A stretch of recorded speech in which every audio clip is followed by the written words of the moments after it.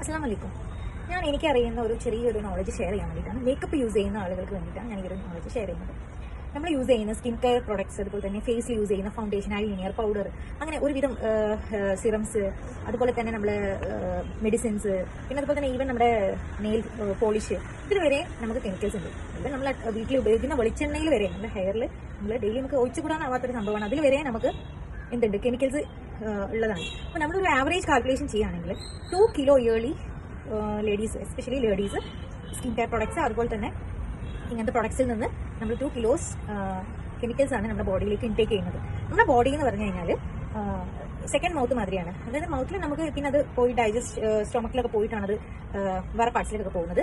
പക്ഷേ നമ്മുടെ സ്കിന്നിൽ നമ്മളത് അപ്ലൈ ചെയ്യുമ്പോൾ, സ്കിന്നിന്റെ ഏത് ഭാഗത്ത് നമ്മൾ അപ്ലൈ ചെയ്ത് കഴിഞ്ഞാലും അത് ഡയറക്ട്ലി പോകുന്നത് സ്പോഞ്ച് പോലെയാണ്. എന്ത് നമ്മൾ അപ്ലൈ ചെയ്താലും അത് ഇൻടേക്ക് ചെയ്യും. സോ അത് ഇൻടേക്ക് ചെയ്ത് നമുക്ക് കൺസിനോജൻസ് എന്ന് പറഞ്ഞിട്ടുള്ള ക്യാൻസർ വരെ വരുന്ന രീതിയിലുള്ള കെമിക്കൽസ് കാര്യങ്ങൾ. So move to natural products.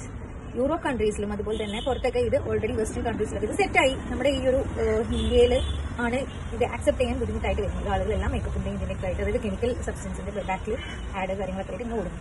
So ഇനി നമ്മൾ നാച്ചുറൽ ആയിട്ടുള്ള ഇതിലേക്ക് മൂവ് ഓൺ ചെയ്യാനുള്ള ഒരു ടൈം ആയിട്ടുണ്ട്.